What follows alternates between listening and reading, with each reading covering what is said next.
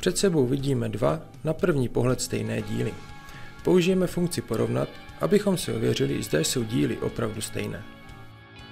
Nástroj porovnat umožňuje porovnávat dva dokumenty nebo dvě konfigurace stejného dokumentu. Funkci porovnat najdeme v panelu nástrojů.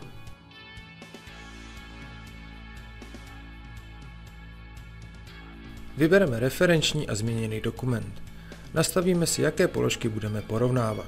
V našem případě nastavíme, že budeme porovnávat prvky a geometrii.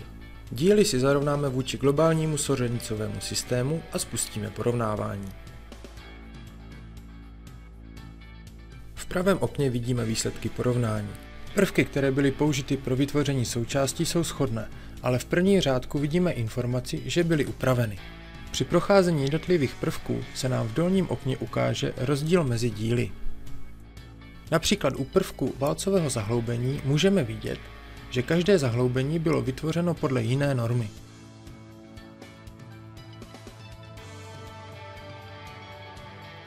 Po dokončení porovnání prvků přejdeme k porovnání geometrie. V horní liště se přepneme do Výsledek porovnání geometrie. Zde můžeme vidět rozdíly v geometrii dílů. SolidWorks nám ukáže, jaký je společný objem obou těles a místa, kde je potřeba materiál přidat anebo odstranit.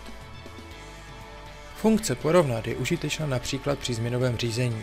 Porovnáním dvou verzí dílu můžeme zjistit provedené změny.